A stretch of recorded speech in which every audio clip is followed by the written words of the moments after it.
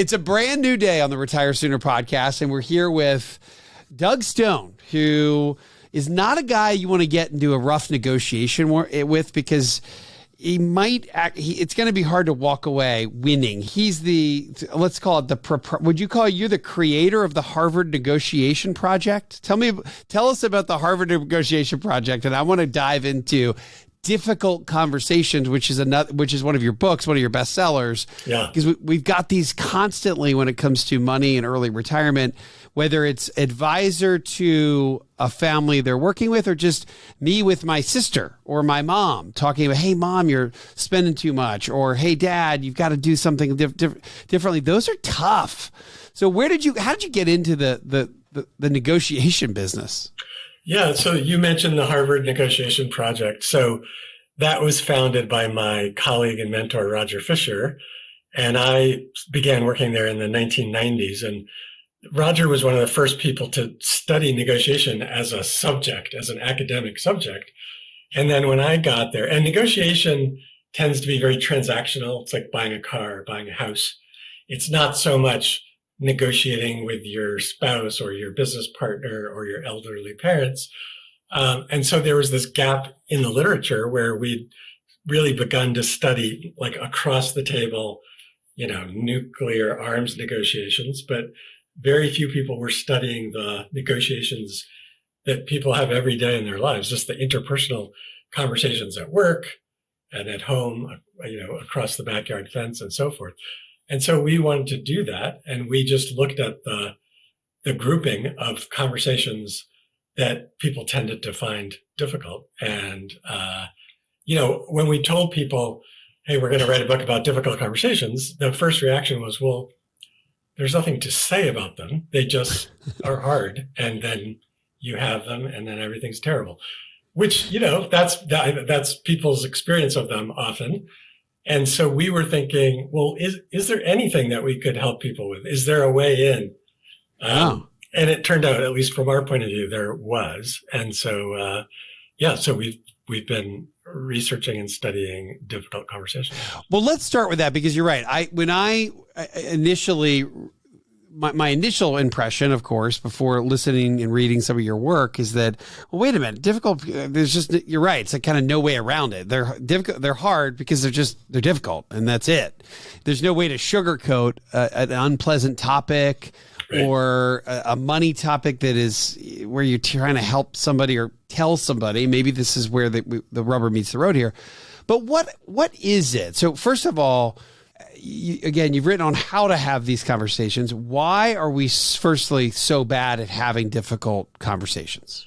So difficult conversations cause stress. So one thing that's important to mention here is that anything that's hard for someone qualifies. People often say, well, what qualifies as a difficult conversation? It's just a conversation with my teenager. It's not like there's billions of dollars on the line or world peace or something. But if it's hard for you, then it's a difficult conversation. So it's just whatever's hard for you. Yeah. And the things that commonly make conversations hard for people are things like there's kind of strong or complicated emotions involved, or we're very worried about hurting the relationship with the other person. Or maybe there is a lot at stake, if not materially, there might be a lot at stake in the relationship. And sometimes conversations are hard because of what we fear it might say about ourselves. So, if you have to, for example, you have to negotiate with your elderly parent about taking the keys away because of their driving, in one sense, it's about your parent and it's about safety and all that. But there's always some way in which a conversation is also about us. Am I doing the right thing? Am I doing it too soon? Am I hurting my parent? Should I have done this earlier? So a lot of what makes conversations hard is the inward conversation about, well, what will this mean about how I see myself if it doesn't go the way I want it to? So let's go over. So what first comes to mind is the thought around, and again, this can be an advisor to a client or family you're working with. It can be to mom. It can be to a sibling. But I recall in the financial advice profession, it's, let's call it, one part planning, one part investing, one part thinking through other investments that relate back to spending. So think of a family that's been they've been great savers. They've been super diligent for a lot of years. And then they get into a situation where they maybe start overspending. Housing, I've seen this happen a lot in the last year, particularly with interest rates have gone through the roof, where somebody went into a project and then it got really expensive and interest rates went way up. And all of a sudden now it's constraining, let's say. And that's it's kind of a tough conversation to have. It's like, wait a minute, if you're going to continue down this path, and this could really mess up the longer term plan. But that's not super easy to say. Is it because I'm not wanting to hurt their feelings? Like that is, I'd say, one of the harder things within the financial profession. And again, this goes back to family. It's like, hey, you're spending too much. I feel guilt. I have this little bit of an internal guilt of judging somebody on their spending. What is that? Exactly. So that's a great example of the kind of conversation that's hard, partly because of how it will make us feel about ourselves, right? Like you know the words to say. The words are, you're spending too much, here's why, right? Like the words themselves aren't hard to figure out, but the emotion around that can be difficult.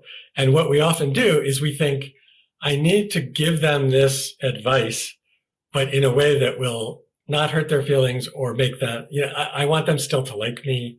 I want them to be happy. And those are reasonable goals, right? Like of course we don't want to hurt people's feelings, but in a conversation where the main gist of the conversation is that you're saying something that might be upsetting to someone. Yeah. The useful thing to do, paradoxically, is just to recognize that, like, my job is I'm going to share this information with them, and I'm going to share it as clearly and respectfully and empathetically as I can. And their job, they have a role in this conversation, and their role is to have whatever reaction they have. And so I can't control their reaction. And if I sort of convince myself that I actually don't want to or need to, then I share the news. They react however they react. They might say, that's outrageous, you don't understand my life. Or they might say, you're horrible, you're so mean. Whatever they say is kind of their right to say that. And it's fine. It's fine. And in a weird way, it's actually good. Like, you want to know what their reaction is. And then when you hear it, rather than saying, that's not true, I'm your financial advisor, you just have to trust me, do this, which is what I'm not saying, that you do this, but I'm sure that some people do this in some contexts. They'll just say, no, you have to do what I say. Like, it's very common in the medical community. A doctor will say, here's the medication you have to take. And the patient will take it, they won't like it, and then they'll stop taking it. And the doctor will say, oh, you didn't understand me. You have to take this medication. And what they're not doing is talking to the patient about, why aren't you taking the medication? Does it make you feel lousy? Are you having trouble remembering to take it? Are you worried about your self-image around taking it? And if you understand the reasons they're resisting, then you can actually discuss it and engage it. So in the financial question, let's take an example where someone is, I don't know, they're spending too much. And how about this? Here's one: not saving enough. Like, hey, you guys are making a lot of money. You're not. You should at least be maxing out your 401ks. Okay. Yeah. So, but I can't because we've got some college expenses. So, it's right now. I don't know if I want to do that. Well, you really should be. Just you probably wouldn't miss it. So let's use that as an example. You're not saving enough. Right. So that's a great example. So in any particular conversation, the other person might say, oh, well, so we can try to figure out how to do that. But let's assume there's some pushback or block to them wanting to do it. From the person's point of view who's giving the advice, the key thing you need to understand is, what is the nature of the resistance? And sometimes it's obvious, like, yeah, we're saving for college. We can't put money in this. And then it may just be a math problem of doing the math and saying like, well, actually, here's how it would work out. But often it's not something that's quite so tangible. Sometimes, someone might be thinking, well, I saw the model of my dad and my mom. They saved their whole lives and they were kind of miserable and they never spent money on themselves. And so I'm just not going to make that mistake. Or my parents made the opposite mistake. They, I don't know, whatever it is, but there's some sort of psychological barrier to them doing it. And just explaining the math isn't going to address that. If, for example, if someone's spending a lot of money, let's say, because it helps them feel less depressed when they buy new things, explaining to them that they're spending too much isn't going to address the sort of root cause. Right. And so what we need to do as advisors or financial advisors or doctors or friends or parents or children when we're engaging with folks is really it's not enough just to know that we're right on the numbers. We want to know the resistance, and we want to understand the resistance, even if it makes no sense, like to us. Like, so even if it's just wacky, it's important, because if you're going to persuade someone to take your advice, they're going to have to overcome their resistance and you're going to have to help them. And you can't do that unless you have a clear understanding of what it is. I'm thinking about if you're naturally, what are the top 5 difficult conversations? I immediately think of work. So laying somebody off, firing somebody, that's a really tough one. I think of something with a health conversation. So doctors, I guess, have to do this all the time, but communicating, there's something wrong with your health. This is a difficult conversation. Here's what you should do. I don't know if I want to do it. Then there's the marital, this back and forth of having conversations with a spouse or someone who's a partner, and it's a relationship issue. And then parents, right? I think you're starting to slip here, and it feels like maybe we need to go to the doctor. Let's think about some of those, maybe some examples of the difficult conversations that we all are going to go through in our lives. So one of the interesting things we found when we were writing the book originally, the first title of the book was the 10 hardest conversations and how to have them. And we thought, like, well, there must be 10 or 20 or whatever. We'll come up with a good list of 10. And they're the kinds of examples that you're talking about. And so we thought, well, we'll write a chapter about each one. And as we were doing that, what we noticed is that we were writing the same thing in each chapter. Like, the content was different, but the advice was not always exactly the same, but fundamentally the same. And a really useful, helpful to us observation that we made when we were working on it was that whatever the substance of the conversation, whether it's a conversation with elderly parents or kind of the sandwich generation or with your teenage kid or with your boss at work, there's some similar dynamics that sort of make conversations hard. And the kind of framework that we observed was that conversations operate at 3 different levels at the same time. So there's all right, yeah. So you have you've got 3 conversations happening at any one time. Let's walk through those. Yeah. So in any topic, so let's say let's say the example of someone giving financial advice that you're spending too much. So part of that conversation is going to be difficult because the financial advisor has this opinion and the client has this different opinion, and they don't agree about it. And so they may have different perceptions about what's going on and different stories about what's causing the problem and so forth. So it's all about the substance, and that's important.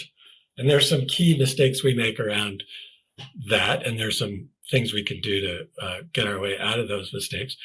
So then there's another level that we call the feelings conversation. So not every conversation, but many difficult conversations will have some element of feelings in them, my feelings, your feelings, feelings of, anxiety or fear or anger, frustration, joy, all the whole range of feelings. And around that, it's very common in our culture to kind of assume that, well, that's not what any of this is really about. Those are just things that are getting in the way.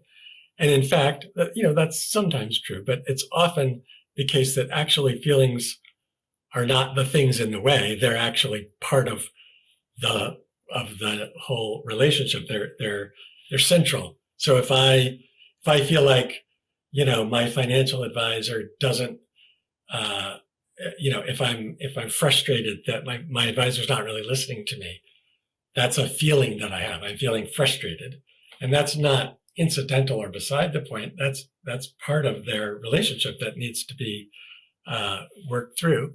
And then at the kind of most basic level, there's what we call the identity conversation. And that's the conversation that we have with ourself about ourself. So any conversation that feels difficult to us, even if it's really seems like it's totally about the other person, has the potential to threaten how we see ourselves. So in the case of a financial advisor, I'm thinking, well, this person's spending too much money. The topic is they're spending too much money, which is true. But if it feels difficult from the advisor's point of view, there's some way in which the advisor is thinking, depending on how this goes, this is going to impact maybe how I see myself. Am I a good financial advisor? Am I handling this the right way? Am I being straight enough with them? Am I being too straight with them? Whatever it is.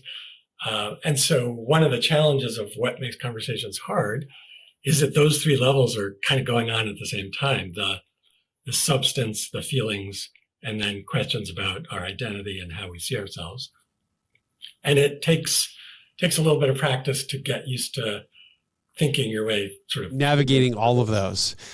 I think about again, if you haven't seen this or our listeners haven't seen it, there's a relatively new series in 2023 on Apple TV called Shrinking. And it's a wonderful cast, and it's essentially three psychologists or therapists, and the senior guy in the practice is Harrison Ford, and he's gruff, but kind of a lovably gruff character. So it's a very funny show, and so they're therapists, and they're supposed to be really great at talking to people. One of the ironies of the show is that they have this difficulty communicating with each other. He's got really early stage Parkinson's as his character. You don't really see it, but it's starting to become part of. It's starting to concern his colleagues. He bumps into one of them. His car bumps into somebody, and then they want to ask him to stop driving, even though he's passed the Parkinson's driving test and he went back and passed it again. But they're so nervous to ask him to stop driving to work. And it's this super awkward conversation in the kitchen. Hey, Paul, would you like me to pick you up from work? Would you? But so they're begging him to put down the keys, and it makes it so hard. But let's use that as an example. No one wants to come out and say it. So I think that's a great example of a few things. One reason that's hard is because the people who notice what's going on, but they don't want to say it, they're afraid of upsetting him, and then they're afraid he'll be upset with them. And that's one of those places where you have to sort of distinguish between your role in a conversation and the other person's role. So in that conversation, if I'm noticing that my colleague is having trouble driving, I have to kind of give up the desire that we all have to kind of control the conversation from the other person's point of view. My job in that conversation is to say what I have to say. And how you say it matters, by the way. It's much better to say, I'm worried about you, than to say, you're not a good driver. Because that's we can argue about, if I say, you're not a good driver, you say, yes, I am. And now we're just arguing about it and nothing is going to go anywhere. But if I say, gosh, I've been really worried about your driving and I'm just nervous for you and nervous for others, you can't disagree with it. I'm just sharing how I feel about it. So how you say it matters, but also just accepting the limitations of sort of relinquishing the fantasy that we can control the other person. Turns out it's hard to do that, but once you do it, it's incredibly liberating, because it's like, say that again. Let's say that again. So this sounds like one of the key elements to turning a difficult conversation into something that's more palatable. Say that part again. Yeah. So it's very common in a conversation like this to think, my goal is to tell them to stop driving, get them to stop driving. And also I want them to be happy about the conversation, and I want them to like me. And I don't want them to be upset or annoyed or cry. That would be terrible. I don't like it when they cry. So those are all, it's fine to hope for those things, right? But really the second half of that list is stuff that you can't control. So what we have to do is think about, so I have control over what I say and how I say it. So my job is to say those things as well as I can, to be empathetic and to listen and to be generous and so forth, but to also to be clear. Like, it's, if you ask somebody, if you started to have problems driving, would you want people to be clear in their conversation with you, or would you want them to beat around the bush? Almost everyone says, oh, well, they should be clear, and then we'll have the conversation. But when we're on the other side, we're thinking, but if I'm clear, they might get upset. But being clear is part of your job. Getting upset is their job. So we have to give them the space and the room and the freedom and the dignity to be able to get upset, and for that to be appropriate. Like, this is a very upsetting conversation from their point of view. If they're not upset, maybe it's because they're not really understanding it. So it's normal for someone to be upset. So from our point of view, we have to judge whether we've had the conversation well, not based on how the other person reacts, but based on whether we have said what we want to say and whether we've heard the other person as we want to hear them. Are we supposed to harden our own feelings around upsetting someone? Is that part of this, or is that maybe the wrong term? No, it is in a sense. It's an awkward, kind of slightly disturbing thing to accept, which is that we can't control the other person, and that sometimes in life, doing what most of us think would be the right thing may involve hurting somebody, at least in the short term, and that's okay. It's like a parent who has a teenager who's been crashed a car twice now because they're driving drunk, and you've decided, let's just say, to take the keys away for 6 months or something.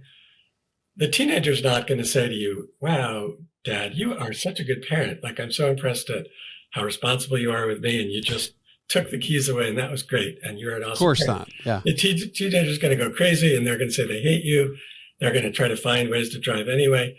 That's their role. Your role as the parent is to take the keys away and to try to have conversations with them about why they're drinking, why they're driving drunk, what's going on with that. So is that the learning part of this? Is that turning a difficult conversation into learning, even though a 16-year-old still... Yeah, exactly. They're not going to agree. They may, when they're 26, say, wait a minute, they were right 10 years ago, or maybe when they're 36. But it is, we're trying to then teach somebody or make it a learning experience. We're trying to teach them, but it's a learning conversation in the other way too, which is we're also learning from them and about the problem. So if you say to your parent, let's say you're just, your parent or your friend, your elderly colleague absolutely should not be driving, and there isn't any ambiguity about it. It's harder if there is ambiguity, but let's just say there's not. And you say, well, so there's nothing for me to know. Like, I know all I need to know. They shouldn't be driving. And that might be true. So why do we need to listen to the other person? We need to listen to the other person to learn what that means to them, so that we can work with them to try to problem solve around their resistance. So if they don't want to give up the keys because they're afraid they're going to starve to death because they won't be able to get to the grocery store, that's important to know. So, okay, we can work on that. If they don't want to give up the keys because their whole life they've been the one that kind of is in charge and drives people around and they're a great driver and that's part of their self-image, that's a different kind of resistance. And so depending on the nature of their resistance, we would engage differently around problem solving and what to do about it. And so you can't know their resistance in advance. You just have to discuss that with them. So talk to me about this, the thought around a neutral third party conversation. So we're maybe give us an example of a difficult conversation or difficult situation where that we want to introduce this. I think you call it a neutral third party. Yeah. So let's imagine a couple, a married couple, and they're in their mid-50s. And they suddenly, one of them is thinking, hey, we're spending too much. We're going to run out of money, or just very anxious about that. And the other is thinking, we're fine and we're living nicely and we're living well. It's very common. Let's say we're on the side of the person who thinks we're running out of money. It's very common to start the conversation by saying, hey, you've kind of gone crazy with the spending thing. You really got to stop. It's too much. So that's normal language. There's nothing wrong or evil about that language. The problem with it is it's completely in the frame of I'm right and you're wrong. It's about you. This conversation is about you being wrong. So we're basically saying, hey, I'm casting a movie. Do you want to be in my movie? The movie's about how you're so wrong and I'm always right. The person's going to be like, can I have a different part in this movie? So then people say, well, if you're not going to start by saying you're spending too much, should you start by saying, hey, I'm crazy. I get all anxious about money. There's something wrong with me. Well, that's not so great from my point of view. So if I start from either of our points of view, it's going to be problematic in some way. So what to do? Turns out a really effective way to start a conversation is the way a friend who's friends with both of you and who understands both of you would start the conversation. And there's a key trick to use to figure out how to do that, and it's the word different. So a friend would come in, and the friend wouldn't, if the friend is neutral and cares about both of you and understands both of you, they wouldn't come in and say, hey, you're spending too much money, you got to stop, or you got to chill out about the spending. They wouldn't judge either side. They would simply say, you see it this way, you see it this way, and those are different approaches. So the problem is the difference, and you're discussing the fact that, hey, we have this difference. What are we going to do about it? You like to spend, $5,000 a month. I like to spend $20,000 a month. That's different. How do we problem solve around that? That conversation has a very different feel than you are irresponsible and spend money, or, you can't enjoy life and you're so stingy and so forth.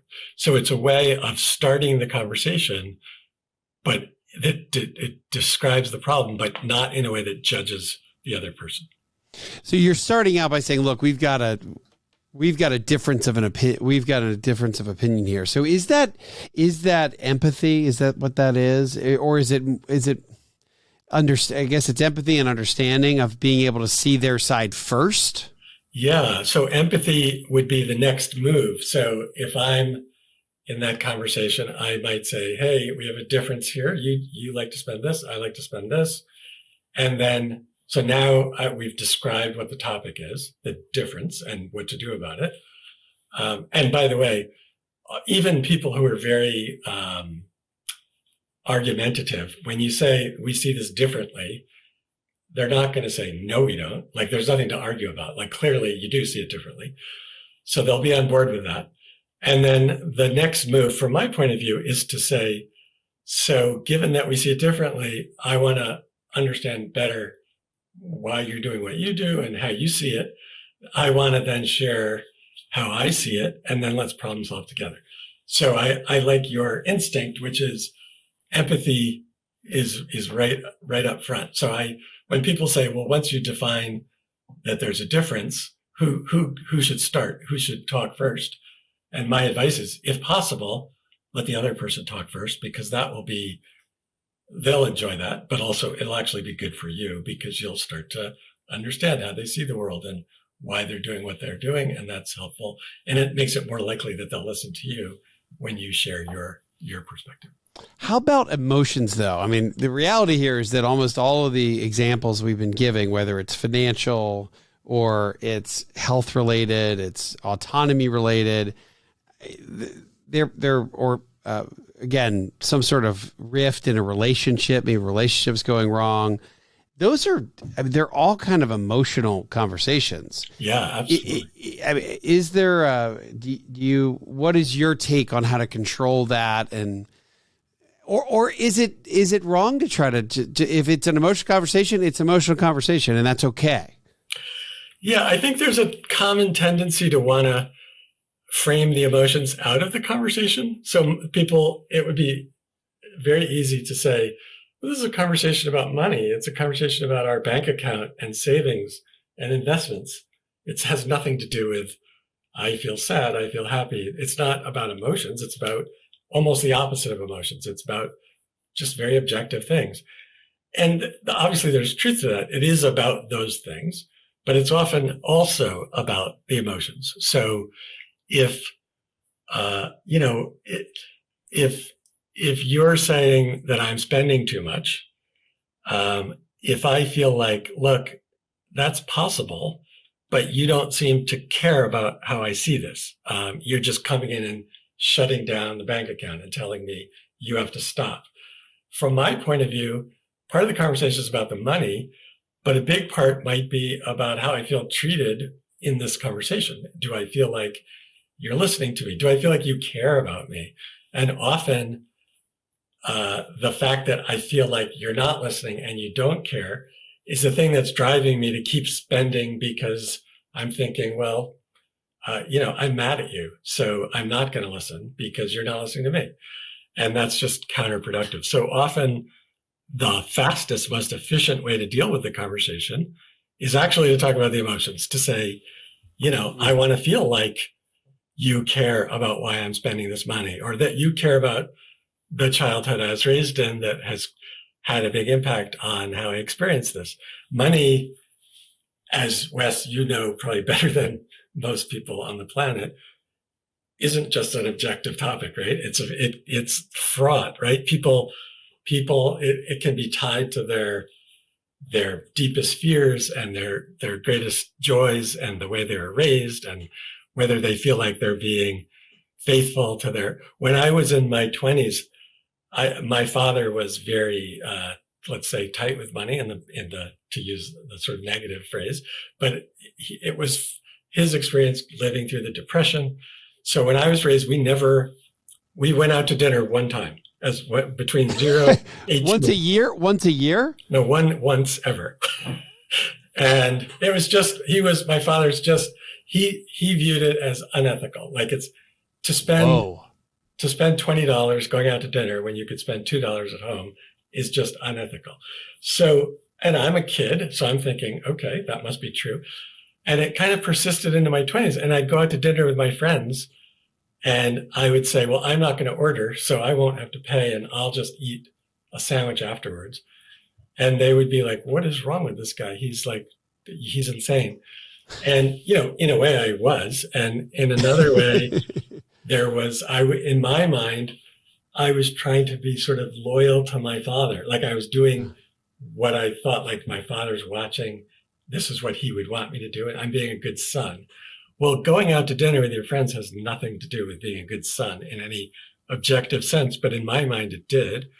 And it wasn't until I got a better sense of that I was able to say, okay, actually, spending money at dinner isn't impacting my isn't unethical. I love that you say it's like preposterous that you would do that. Right. It is a really strong emotion. What about blind spots? You talk a lot about that. Why do we all have them, and how do we correct them? How do we find them? What are they doing to us? Well, we all have blind spots, and the hilarious thing to me about talking about blind spots is, including me, my reaction is like, sure, everyone has blind spots. I mean, I don't have them, but everyone else seems to have them. Sure. Kind of like asking if somebody whose fault it was to get in an accident. It's never the person's fault. Right, exactly. Yet somebody has to be at fault of these accidents. Right. Or it's like when you're driving, whatever speed you're going is the right speed, and everyone is going faster is going too fast, and everyone's going slower is going too slow. That's so true. But blind spots are that way in the sense that they're blind spots. So when someone says, well, you may have a blind spot there, you think, no, I just checked. I don't have a blind spot there. But you can't do that. That's the challenge. So, common blind spots in communication have to do with things that we think we know. So blind spots tend to be about ourselves, like the way there's something we're doing that is impacting other people that we're not aware of. And so when people tell us that, like, you raised your voice, or whatever it is, we think, well, I was there, and I know myself. I'm with me 24 hours a day, and I don't raise my voice. I did a system check, and turns out after a full scan, no blind spots here. Yeah, exactly. But blind spots are precisely the thing the system check isn't going to check, right? So very often, for example, like right now, actually, weirdly, I have access to my facial expressions because I can see myself. But in general in life, I don't. And my facial expressions are often going to be communicating things that I'm not aware of. And so when someone says, you seemed really upset with me, and I say, I wasn't upset. And in fact, I think I was really quite friendly. Part of it is like, why am I thinking I wasn't upset and they're thinking I was? Part of it is that I don't have that information. It's a blind spot. My facial expression, which may be giving away the fact that I really am actually upset, even though I'm trying to hide it. I don't see my facial expression. And so the only way to kind of engage with that is to learn it and to hear it from other people and to try to make sense of it. Yeah. Okay. So if we've got these, again, what do we do about it? So one thing that's useful is to start to notice patterns. And so, like on your 7th divorce, it's probably something that you're doing as well as the other person.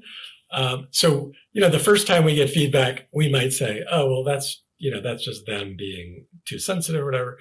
Maybe the second time. But if we get similar feedback consistently from different people, one way to think about it is like just other people are crazy. But another way is maybe I'm doing something that's in a blind spot of mine that I just am not aware of. And I need to start taking that feedback seriously. Yeah. Here's one that is a blind spot, but it's not totally blind because obviously I'm bringing it up, is a level of sarcasm where I've had, let's say I have a sibling that's told me this. I've had a couple, let's say, colleagues that have mentioned, again, here's the pattern, that they don't know when I'm being serious or not. And when I've heard that feedback, and it's happened several times over the last many years, I'm like, come on, when I'm not being, when I'm being serious and when I'm being sarcastic. Come on. And so it's like I'm looking around the room. Do you feel that? I'm asking Mallory and Marissa here. Do you feel like sometimes you don't know if I'm being sarcastic or not? 100%. Really? Huh. I can probably name a couple times. Huh. Anyway, so yeah, there you go. There's a blind spot. What do I do about it? Well, you do what you just did. I did a system check, and that's actually not. I don't think that's correct that you think that, but. No, what you just did is exactly what to do about it if you can, which is there's an overwhelming tendency to want to say just what you started out by saying, like, oh no, you can tell, or I wasn't being sarcastic, or obviously I was. But instead of doing that, just try to get that feedback. And it's important. The fact that I gather that your colleague, I couldn't hear it, but I gather they said they were shaking their head. Yes. Like, absolutely. Yes. First of all, that's a really good sign about the relationship that you have with them, because sometimes people won't give you the feedback because they think you won't listen or they're afraid to or whatever. So if they're saying yes, then the thing to do there is to say, let's talk about that. Give me some coaching. So, and you have a important role in the conversation, which is to say, I feel like I'm just being relaxed or funny or natural, or that when I make jokes that are sarcastic, it's kind of a sign of intimacy. All that is true from your point of view, for example, if it is true. It could also be true. So the fact that they're not getting it doesn't mean there's something wrong with you or that you're doing something bad. It just means they're not getting it. You want it to come out this way. They're not picking it up. So let's figure it out. And it's just a thing to work on together. All right. How about this? So if you're listening, so the Retire Sooner podcast audience are listening, they're about ready to go have a difficult conversation. I feel like we're all on the precipice of a difficult conversation. It's kind of like a recession. We're either going into a recession soon, or we're coming out of recession, or we're in the middle of a difficult conversation. Sorry to interrupt, but that's an important observation, which is people often equate the looming difficult conversation with like something that they've done wrong in their life, or like, I'm too old to keep having to have these conversations. Like, okay, it was fine when I was 20, but I'm 40 or I'm 60. You don't age out of these things, and they're not a sign that there's something wrong with your life. It's just a sign that you know people. Like, if you know people and you hang out with people and you work with people and you're in relationships with people, you're going to have difficult conversations. And it's the question isn't, are you going to have them? The question is, can you have them skillfully, or are you going to just keep avoiding them or messing them up or whatever? So sorry. So how do I prepare? So I'm about to go do this tough conversation. Yeah. And so I'm dreading it. What do I do to prepare? So there's two things that when people say, like, sure, if I had, 4 hours to think through it, I could do that, but I'm actually 10 minutes away from their house and I'm driving over to talk to them. What do I do? I give two pieces of advice. One is I remind people that there's almost no chance that you're going to listen to them well just because that's your natural tendency. In a difficult conversation, the most skilled listeners, the best financial advisor, the best therapist, the best friend, all the skills go out the window because you're stressed out, and people often feel, like they've got to get their point across. So listening becomes really hard in a difficult conversation. And it's only going to happen if you literally remind yourself right before the conversation, okay, when they start talking, I need to be paying attention. I have to stop listening to myself and stop what we call reloading, right? Like, oh, they're talking, so I can use this time to reload my arguments. So that means I'm not listening. So we want to pay attention, and we want to not just listen, but we want to dig into the hard places. When they say, when you did this, it made me really, really uncomfortable. Our natural tendency would be to say, okay, I heard you say that, but I don't want to talk more about that. So I got it. Let's just move on to the next thing. It's much better to say, wow, I didn't realize that. Tell me, when you say I make you uncomfortable, what am I doing? What is it? And how are you feeling uncomfortable? Why do you think this is happening? Like, stay in the hard place with listening and with questions.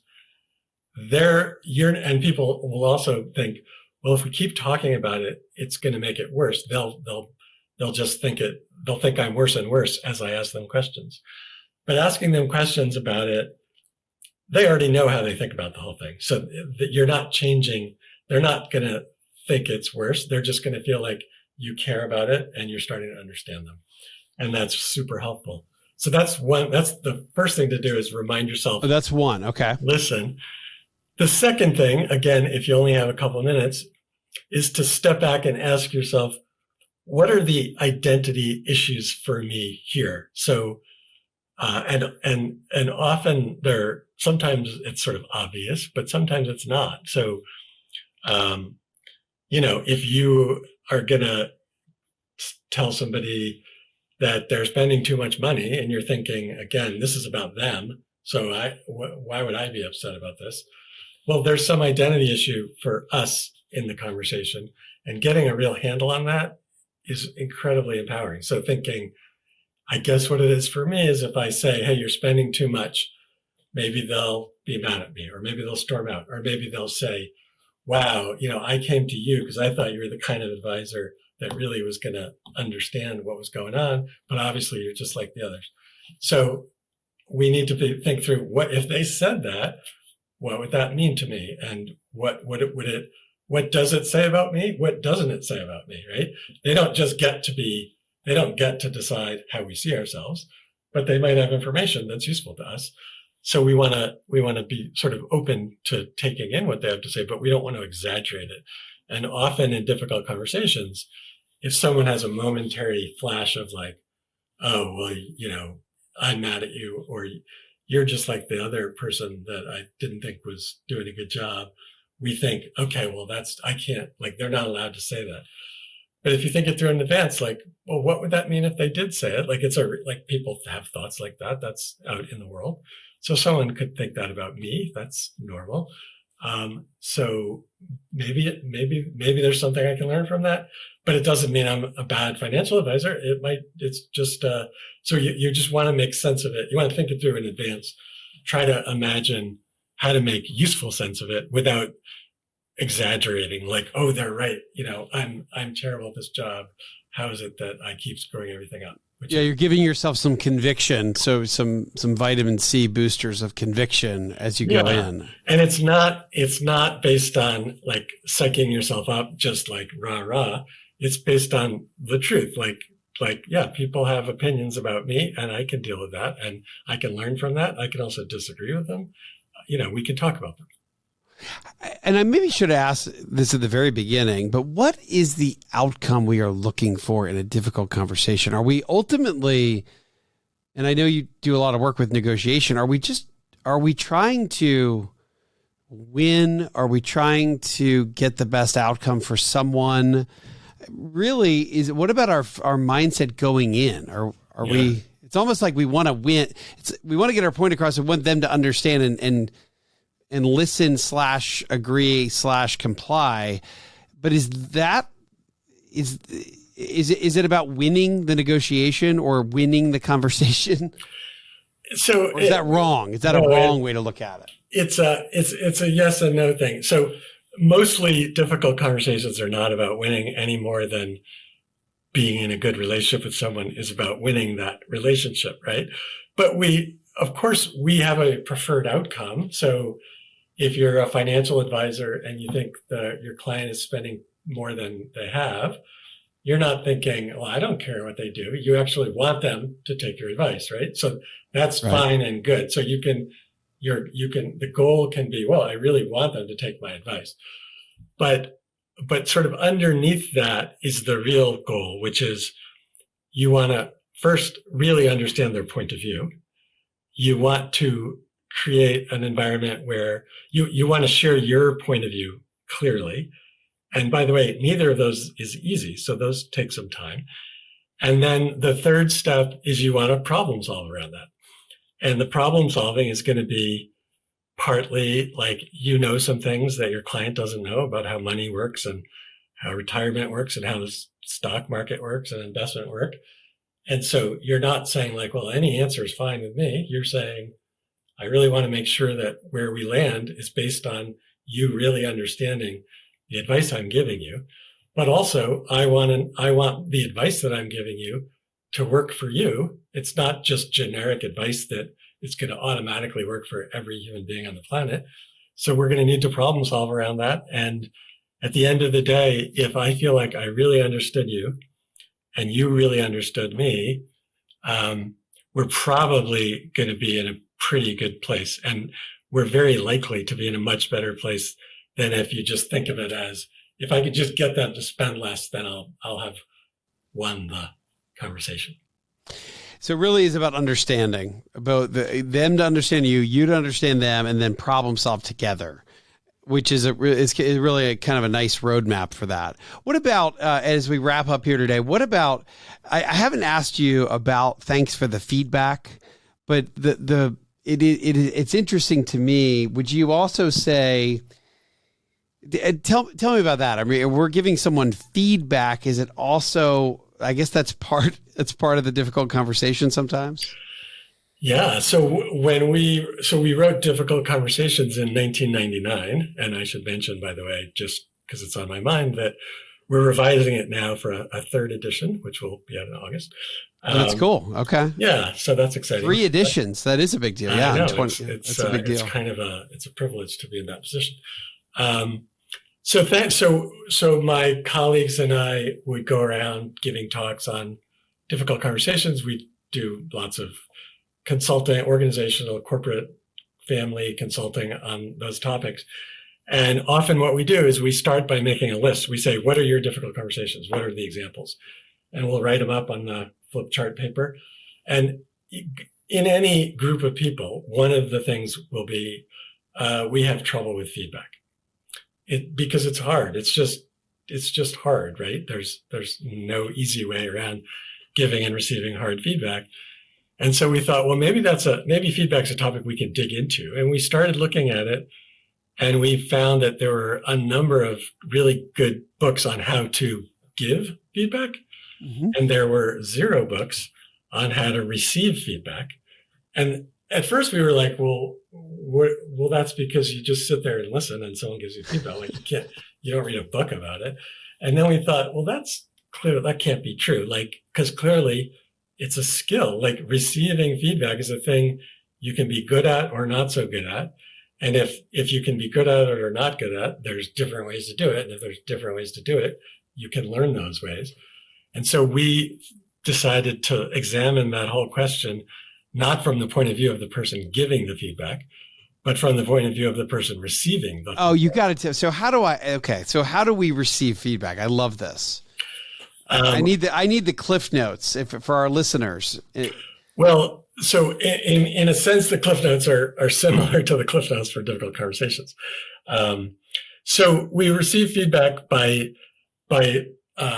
first being aware of there's sort of standard moves that we make to not agree with feedback. Again, not because we're being shallow or difficult or annoying, but just because this is what people do. But when someone gives me feedback, if it's hard feedback for me to take, it's very easy for me to think, well, that feedback's wrong, or that feedback's out of date, or that feedback was based on that one thing I did, not the real ways I do. So like there's lots of what I'll call excuses. And sometimes those things are true and sometimes they're not. So there's no rule that says, notice all your excuses and then throw them out and take the feedback. That, if that were true, then the book would be 1 page long. It would be a very powerful page, but it turns out it's not true. So how do we figure out like what's the feedback that is right and helpful, and what feedback just is kind of doesn't fit us or is based on wrong information?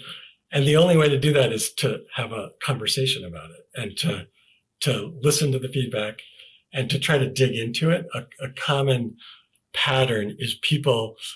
So this is just a nearly universal tendency, which when I started noticing it, I was kind of astonished by. People give incredibly vague feedback and they don't realize it. So it's what we call, people give feedback with labels. They use like adjectives and words. So they'll say things like, I observed you in that meeting with the client, and you just need to be more professional. Like there's more professionalism, or you need to be a little more assertive, or you need to be a little more empathetic. And the person giving the feedback knows exactly what they mean in their head.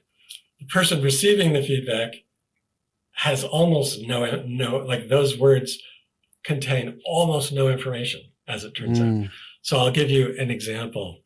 You seemed grumpy. You seem grumpy today. Yeah, exactly. So the person who says, I'm not grumpy. I'm not grumpy, or okay, I'll stop being grumpy. But then it turns out they didn't know which version of grumpy you were talking about. So an example is I was talking to a guy actually when difficult conversation when Thanks for the Feedback came out, the feedback book.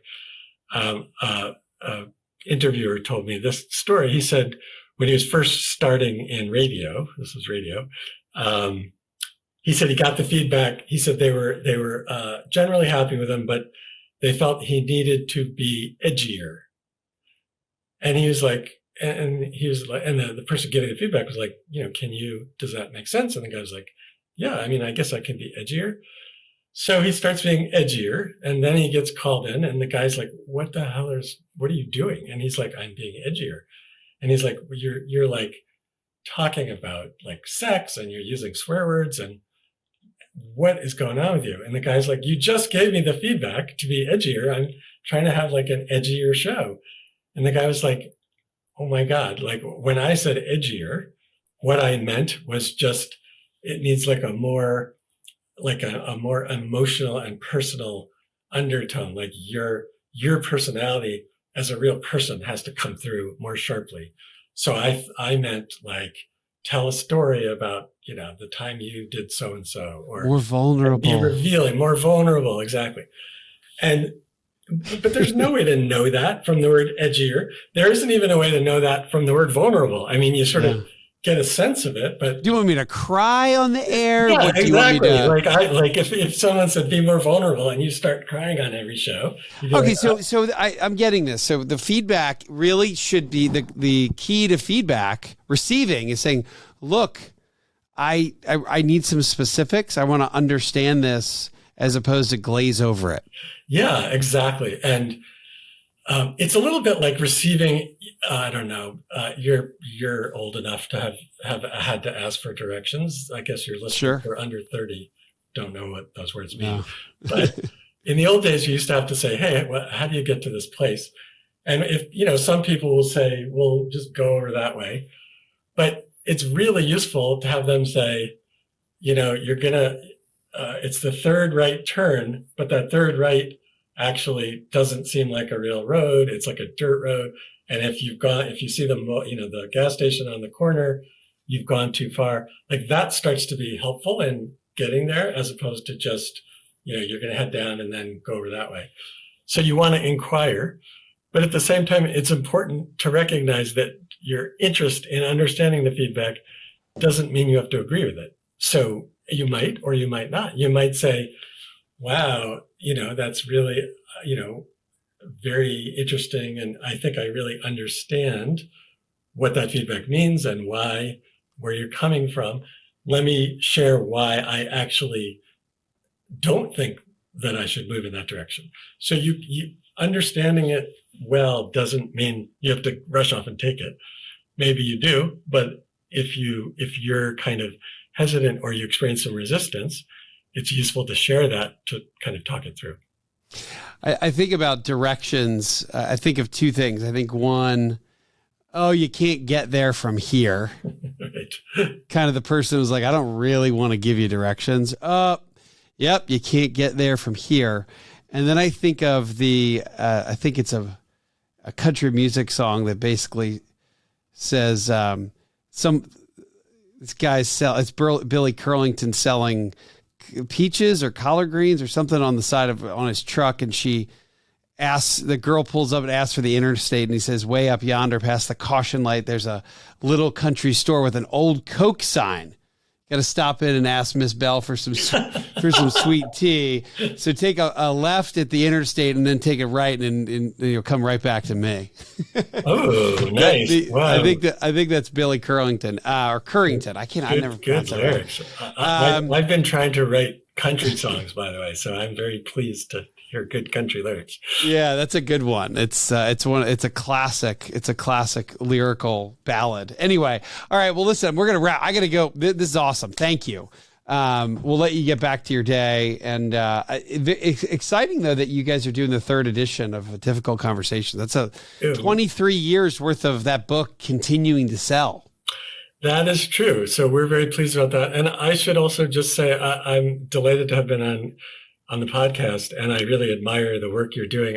As I mentioned to you just before we went on the air, it's one thing to give people good, sound financial advice, but it's even more helpful to give them financial advice that is informed by life advice and like what people care about in their relationships and their activities and all that. And so you all are doing a great job with that, and that's a real service and benefit to people. Well, we'll continue to try to do that. So, Doug Stone, thank you so much, man, for being here. And I feel a little bit better to go have a difficult conversation, because really a day doesn't go by when we don't have to do that. So thank you for making us all a little bit better at that. And thanks for stopping by the Retire Sooner podcast. My pleasure. Thanks, Wes.